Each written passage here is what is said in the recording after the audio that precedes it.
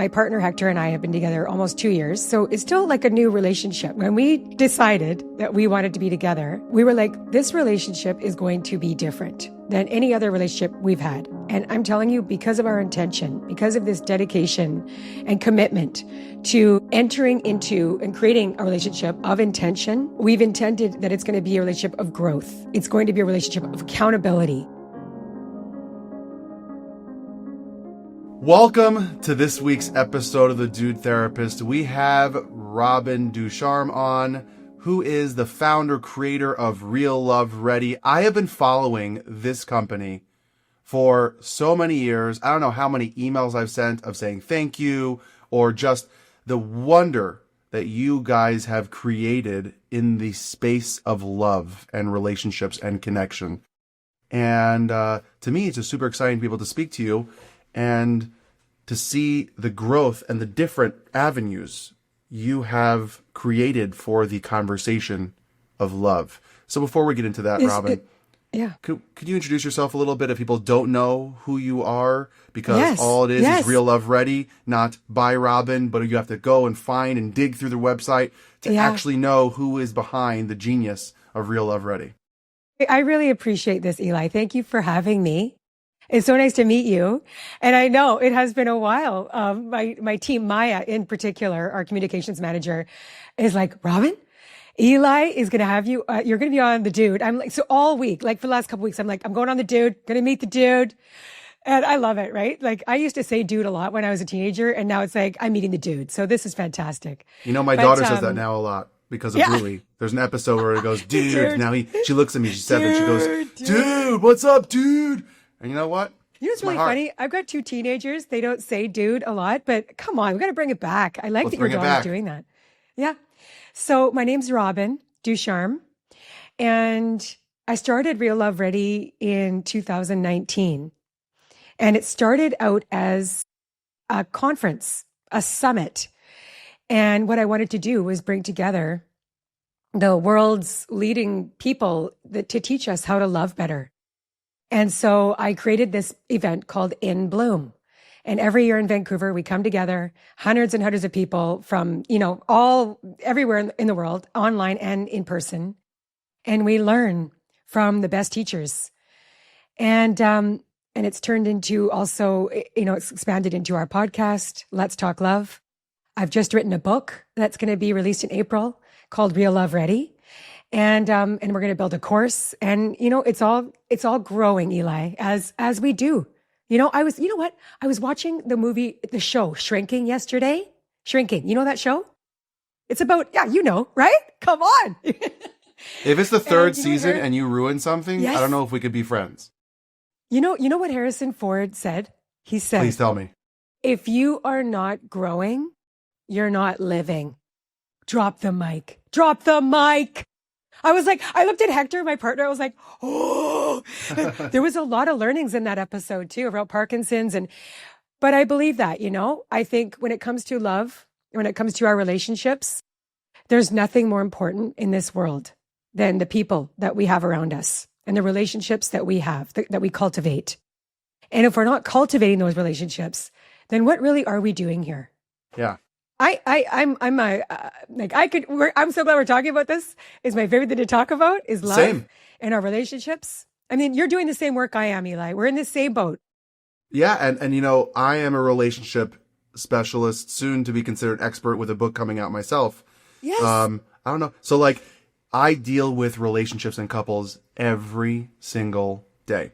And to me, yes, you do. One of the reasons that I have my style of this no BS with compassion kind of brand that I do is because I go right at people, fastball down the middle, because it's one of the most important things that we do in our life is how we deal with the world around us, specifically the people that we deal with.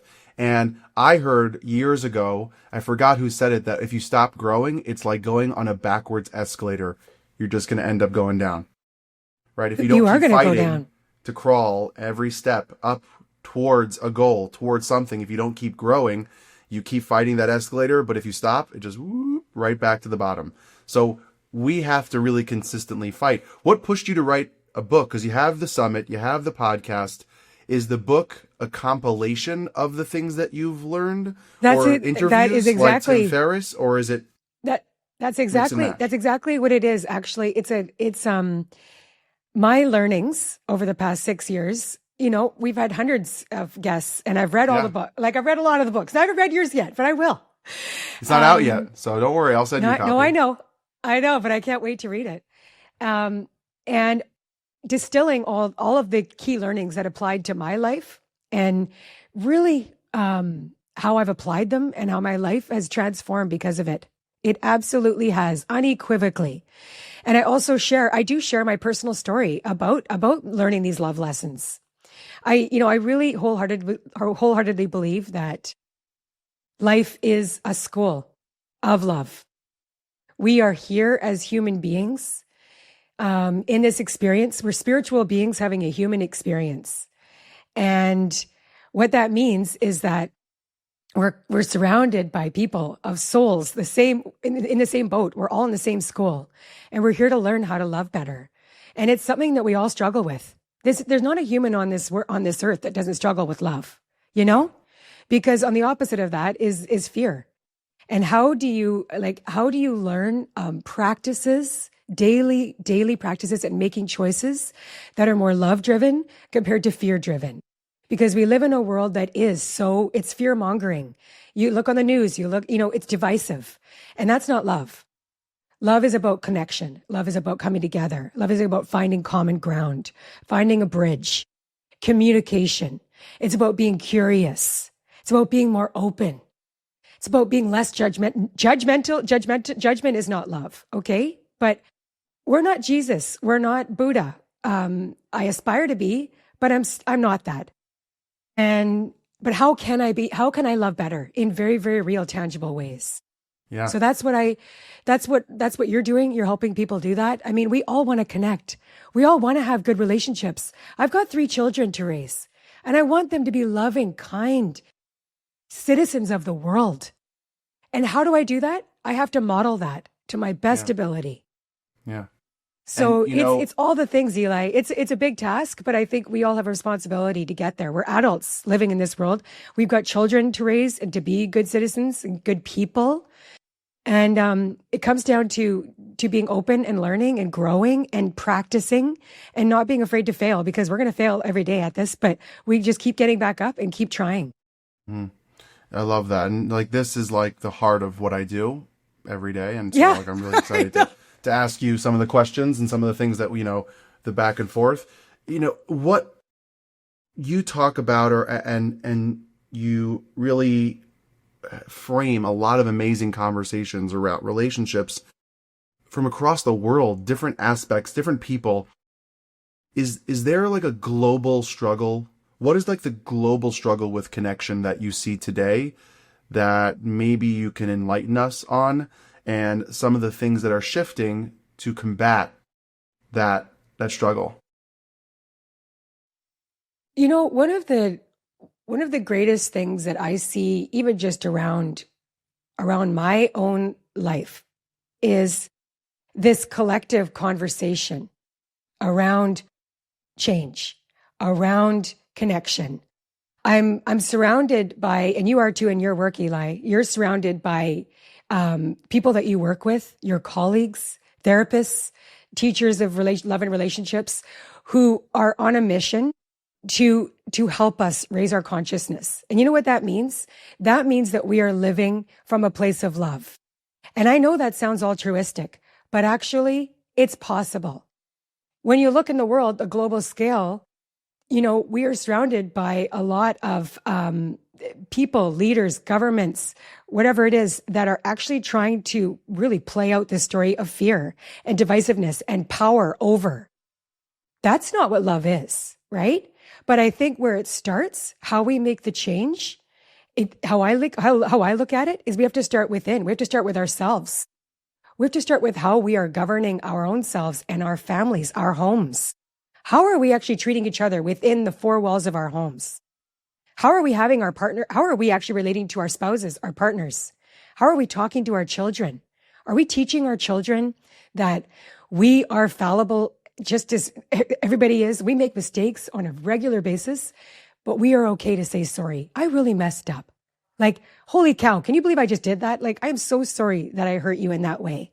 Like, that is a skill that a lot of us aren't practicing on a regular basis. And, it's as simple as that, but it's not easy. Simplicity does not equal ease, right?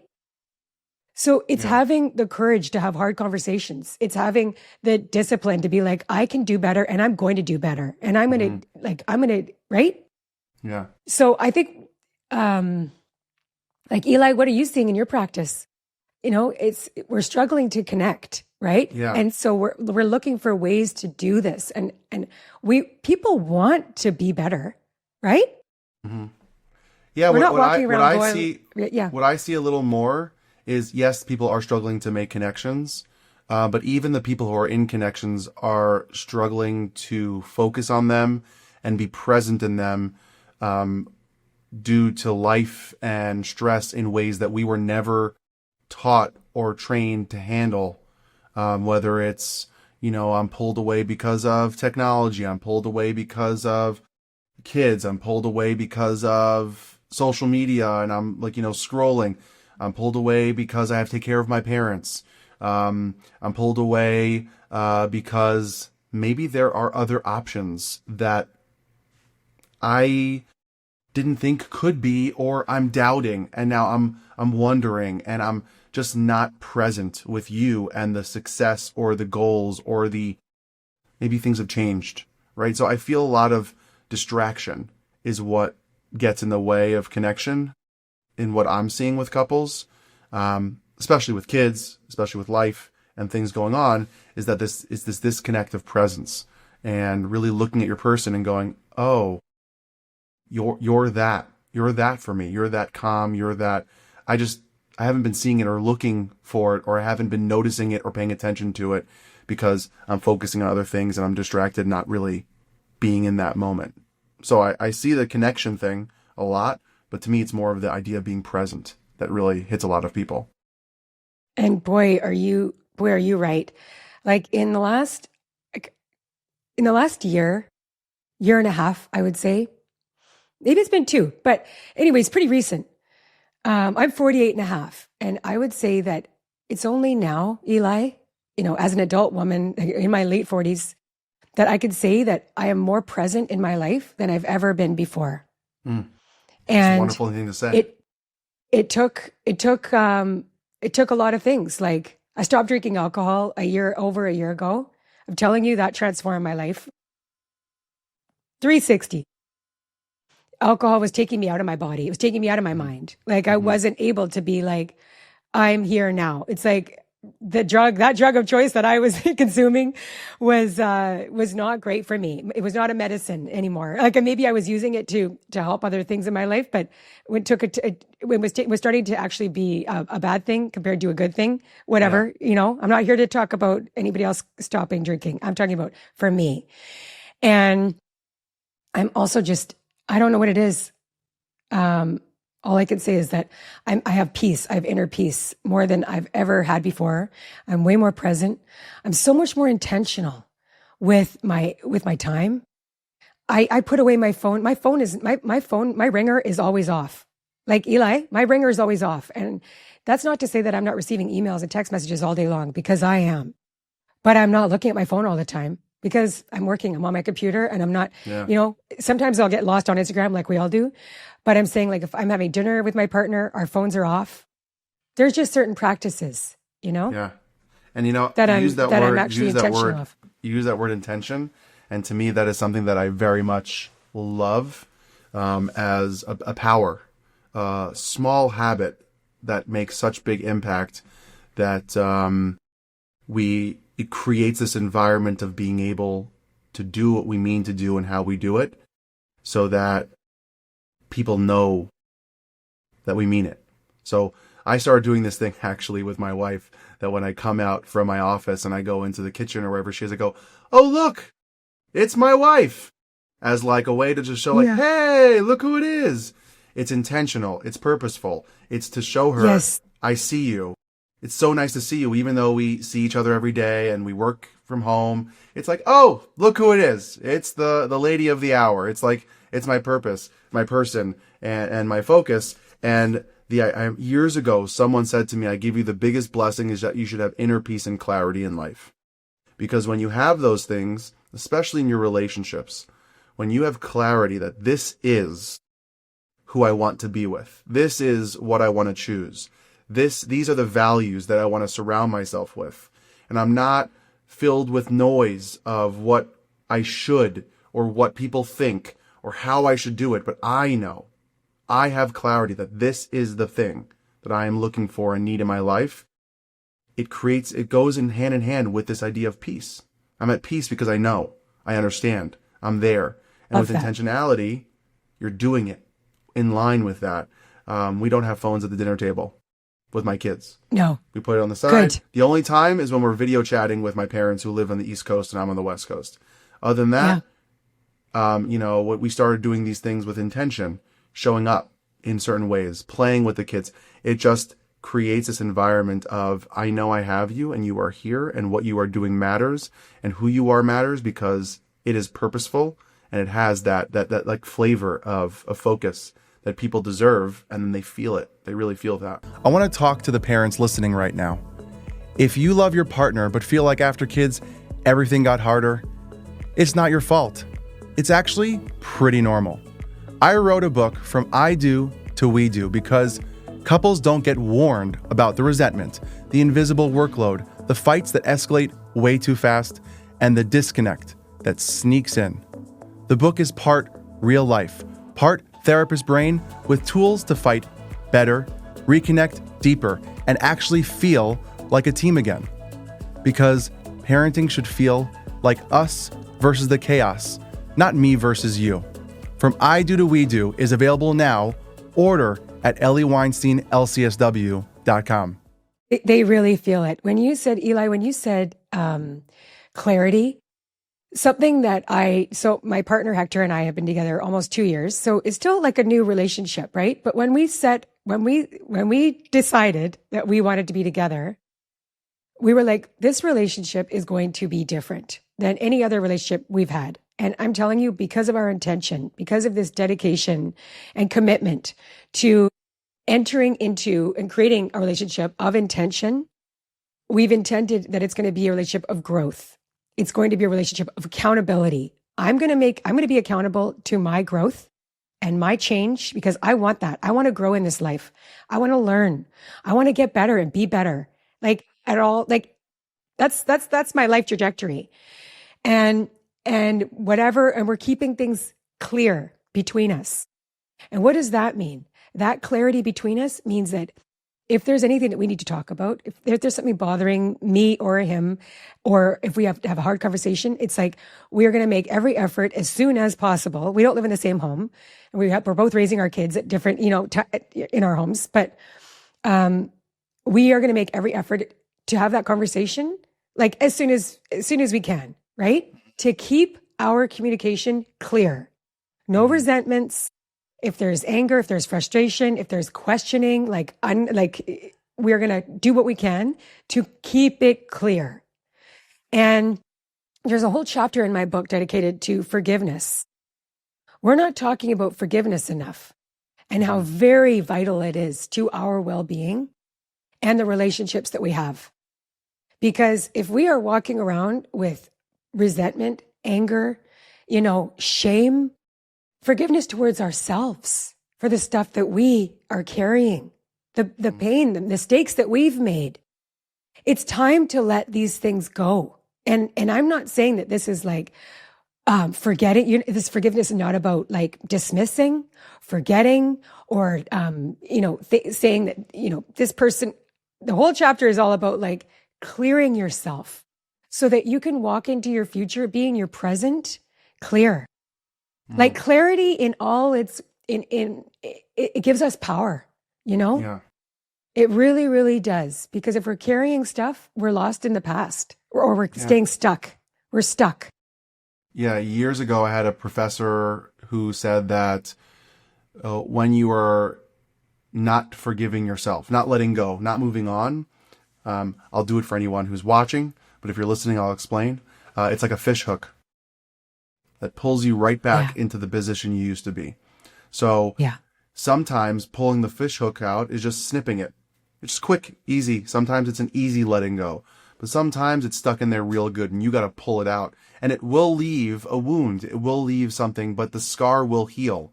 But you still have to actively take care of it, put cream on it, and give it love. But you also have to have the guts to pull it out. You can't just keep it there, because every time you get triggered or something reminds you of it, boop, pulls you right back in that position. And I know, like, I work with a lot of couples who are in the chaos of dealing with children, right? And it's fun, it's great, it's wonderful. I'm not saying it's not. I got 2 little kids, a 3rd one on the way. And it's, you're there. There's a lot of stuff going on. And I work with couples. You're in it.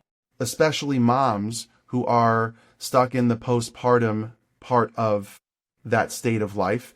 And it's this, where was he? I'm going to hold this anger and frustration and sadness and pain of that journey against my partner because they didn't know what to do.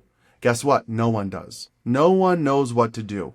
They have to learn. No one knows. And a lot of the women that I work with, and men, is the resentment of that shift and the pain that is holding on to them, holding them prisoner basically, and constantly pulling them back into submission basically of, I can't see you today because of where I see you or where I saw you before. And because I see you in that light, in that darkness, in that shadow, I'm now not able to see who you are and the success. You are showing up today, but you used to not, so you suck. You are taking care of the kids. Well, you used to not, you suck. Oh, you used to not ask me how I'm doing, but now you do? I don't care. Doesn't count. Doesn't matter. You owe me, right? And that creates this cloud, an environment of just struggle and pain and hatred and anger and annoyance and frustration that doesn't. It then becomes, and I say this to the clients that are in that battle, I go, this is now your battle with yourself. You're battling yourself. They've moved on. They've worked on it. They're trying, but you can't see that because you're now not letting it go. So what are some of the things that, you talk about in this chapter of forgiveness and letting go? And you've spoken to some of the leading experts of the world, from the Gottmans, Dr. Shefali, Frank Anderson, everyone who is anyone has collaborated with you and have been in Bloom, right, at the summit. What are some of the leading advice that you have taken to heart or that you think are really important for people to hear that are takeaways that they can put into their life today? And are you talking about when it comes to forgiveness, Eli? No, anything. Sorry, I just knocked into my camera. Anything, just anything. Anything you'd like. When it comes to the idea of love in today's world. When it comes to love in today's world, I think what it comes down to, like we've just said, it comes down to starting to practice yourself, daily acts of love for yourself and for those around you.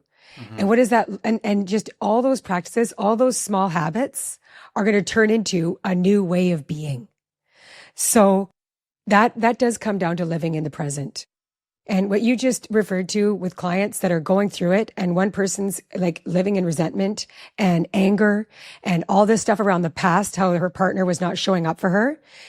She is living in the past. She's living in a place of like, that to me sounds like, and I am not a therapist, but I do talk to therapists all day long.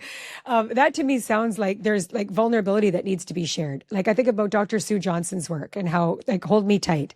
It's like, we yearn as human beings for that deeper connection. It's heart to heart.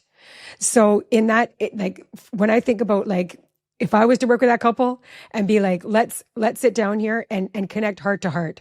What do you need from your partner to feel like he sees you and understands your pain? Because that recognition, that seeing, we know that, right? Like, we know that when we're in pain with somebody that's hurt us deeply, when you're able to actually sit with that and be like, tell me about it. Like, can you please tell me how I hurt you? Because I know I did, and I am so sorry. But sometimes sorry is definitely not enough when it's been years and years, and I need you to explain it to me in your own words, however long it takes for me to get it, for me to sit with empathy and understanding and compassion and be in your shoes for however long it takes. Maybe it's an hour conversation. Maybe it's, a couple more. Once you're able to be seen and acknowledged and met, then you can start the healing. Then you can start that repair and that connection again, right? You may not be able to get that from some people, right? But that's also like maybe a fork in the road. Because if you're not able to be with a partner that can meet you in the pain that they actually, your partner thinks that caused your pain, well, then how can you grow together? Yeah. It comes down to daily choices. It really, really does, Eli. And I have a story in my book around, it's like we are presented with opportunities every day to either choose love and connection or disconnection. Okay. And we always we're always going to mess up. So we just like keep on getting back on, keeping on. So like, I give an example of my daughter, 16 years old. She's learning how to drive and she's doing really well, but holy crap, it's scary getting in the passenger seat when you've got a 16-year-old driving. Okay. And I'm like, she's like, has to have the music pumping. And I'm like, no, I'm telling you, it's like music doesn't matter right now. So I'm already like tense and like imagine, right? Like I am creating the tension and she wants the music. I'm like, fine, put the music on, but pay attention to the road. 10 and 2. So we're like going down the road and like, she is speeding now. Right. And I'm like, slow down. Like, you have to slow down. And like, so all this to say, it's a 12-minute drive. And like, I have been so heated and anxious and like, definitely high, like pitch voice, like stop, right. And she almost hits a kid, like a passenger, like a pedestrian walking across the street. Like she almost smoked him. And I'm like, holy cow, that was close. Like it was kind of scary, like very scary. So by the time we get to the school, can you imagine what both of us, the state that we're in? Like, I am not good. She slams the door because I'm just like, that's it. Your driving privileges are cut off. I don't know for how long, but it is over, sister. So she gets out of the car. I get in the driver's seat and I drive home. And the whole time I'm just like, oh my God. Like that was not a good parenting moment. And she was an awful driver, but she's learning. But me being her teacher, I was not a great teacher. I mean, my modeling on being a good driving instructor was like, I'm talking about maybe got a 1 on the scale of 10. Like, so I get home and I'm like, I sent her a message. Okay. I sent her a text message. Cause I'm like, she'll check her phone at lunch or whatever. I'm like, I am sorry that I raised my voice. Like, I'm sorry that I yelled at you. And, actually that's all I said sorry for. Because I'm just like, I don't know what else to say sorry for right now, but I'm sorry that I did that. Right. And then she got home later in the afternoon and she's like, Mom, I thank you for your text message. And if I was in your shoes, I would have, been in the same, I would have been treating me the same way. Like I was not being a responsible driver. I was speeding and I wasn't paying attention and I will do better next time. Yeah. So like I'm talking about this interaction was what it was, but we are practiced at this, Eli. My daughter knows like that I'm okay to say I'm sorry. Like, cause I practice with her all the time. If I mess up as a mom or in some way, I'm like, I'm sorry, and I'm sorry for that I did this. And like, let's repair. Like I always want to be in good standing with the people I love. And if I'm not, then I'm going to make that effort over and over again until we are. But I have people in my life where I've tried to make that repair and we just don't have a relationship anymore because there's some people in your life that are going to fall away. Some relationships are not in your best interest, not in your highest interest to have in your life. And that's okay too. It's not easy to say that. It's very difficult for us to end relationships. It doesn't mean it was a failure. But some relationships are not meant to be forever. Yeah. And the sassy line that I always say is, stop trying to convince people to show up and love you the way that you need. Like, at some point, you gotta stop trying to twist their arm. If they don't want to do it, they don't. If they can, they would. If they wanted to, they would express it. They would tell you that they're struggling and they're having a hard time, whatever the reason is. But stop trying to convince someone to love you and show up for you when they're clearly not, after you give them chance after chance. Because all it does is cause more hurt to you. But I want to ask you a couple more questions while I have you, right? Is, you have been around the block with your relationships, raising kids, interviewing, being at these summits. What are some of the funnier or wackier myths around relationships that you hear are going around that you can share with us? Well, like Eli, I'm sure you hear it. I'm sure that you hear this all the time, right? I mean, I used to believe this myth that there was only one, looking for my soulmate. The soulmate myth, the one. That's a big one. The one. I mean, when I met my first husband, I've been married twice and I'm divorced twice. And when I met my first husband, it was like I was in that land of like, I met my soulmate. And the higher perspective, like my first chapter in my book is called The Higher Perspective, because I believe that my first husband was one of my soulmates. He was one of my soulmates. You know who else are my other soulmates that I was meant to meet? My best friends. I've got 9 best friends that I grew up with. There's 10 of us. And I have a lot of other close friends in this life. I'm so grateful. But there's this myth around still floating around throughout our romantic comedies and definitely in like social media. It's like looking for the one. There's billions of people on this planet. And it's like, you can be happy with more than one person. I mean, you and I, Eli, you're my new friend. Like, I bet you if we hung out tomorrow, we would, honestly, it's like, I can be in relationship with so many different people in this world. And that includes like having intimate partnerships with different people. But it's like, it comes down to choice, right? Yeah. Who actually is going to be a good companion for you and share same values. I mean, we're getting lost in like, another myth is the spark. I have a whole section, Damona Hoffman and Logan Ury and so many, and Rachel Greenwald, the matchmakers. I used to be a matchmaker and love coach, and people are looking for that chemistry, that spark. It's like, come on, I got to feel it. I get that. But you know what? I'm now in my late 40s. I've been married twice. I'm telling you guys, and I've been on dates, before I met my partner, Hector. It's like, actually what I'm looking for is a solid man. Somebody that is living his values, somebody with integrity, somebody who is not just walking, like not talking the talk. Because I've met so many people in this world that just talk the talk. It's like, love you. And then they treat you like garbage. Yeah. Is that love? Sure as heck isn't. Right? So the spark is like this thing that is so like, we're looking for this like physical animalistic attraction. Actually, what we want to have is something that builds. Our love that grows. Yeah. It's so much more solid. It's so much more sustainable. It's so much more like, we need to see how people, I love Paul Brunson. Like, I love this guy. Okay. He says, you want to know how people's values show up?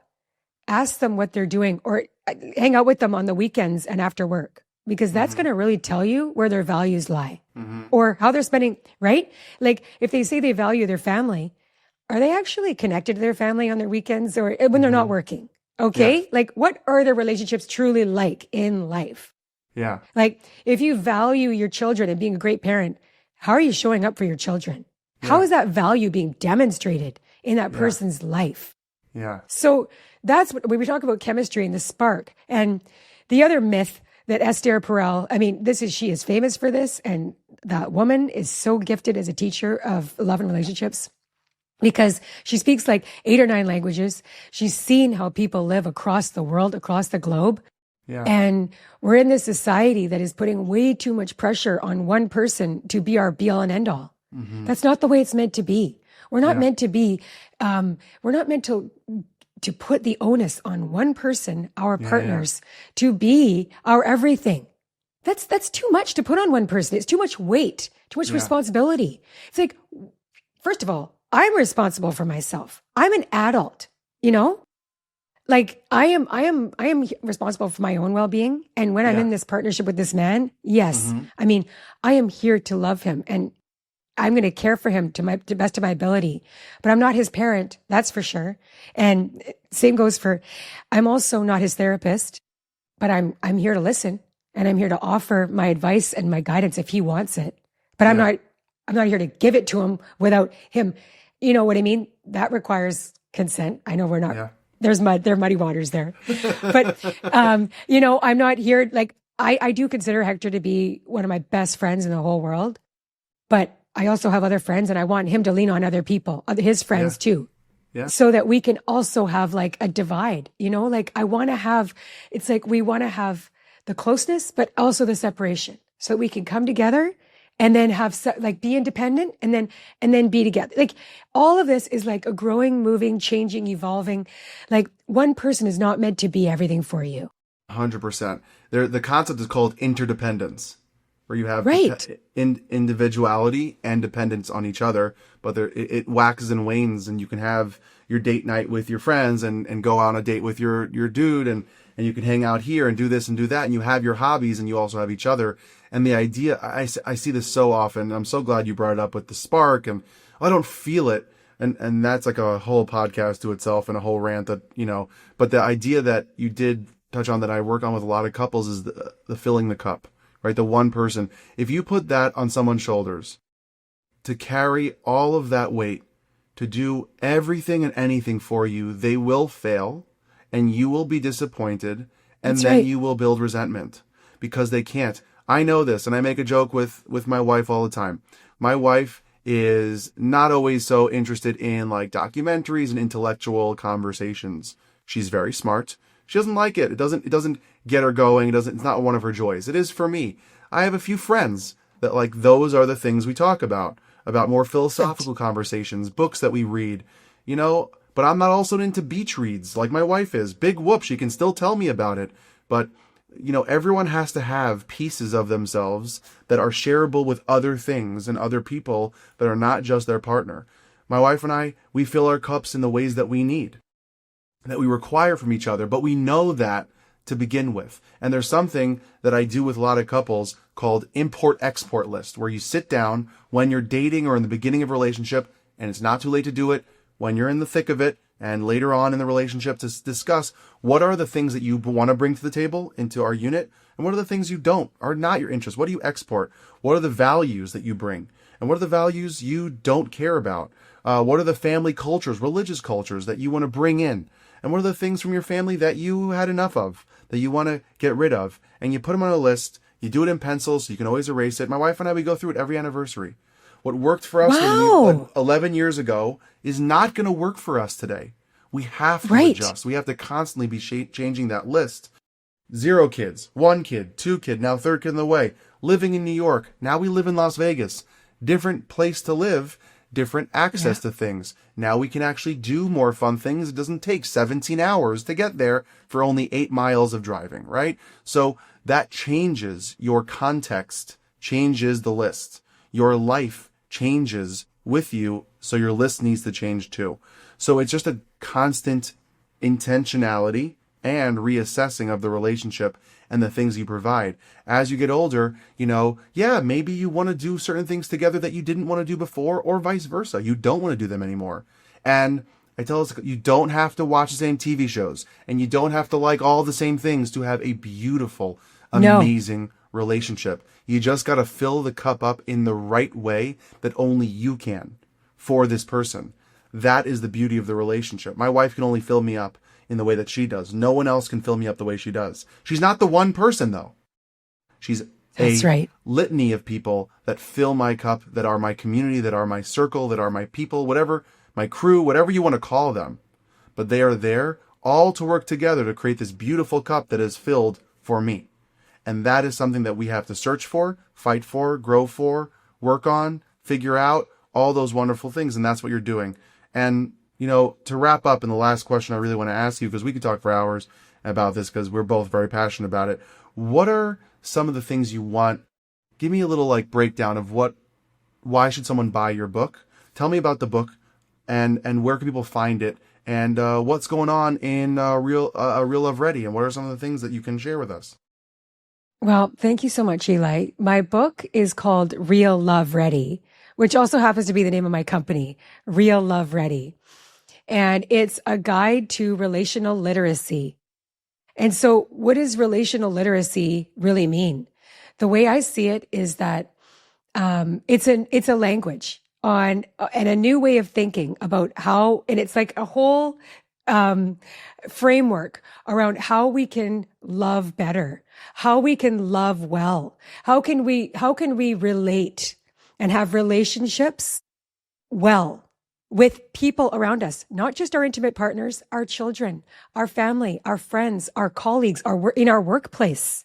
These are skills that are transferable to everybody around us. We're not taught how to love well in school. We're not given relational literacy in school.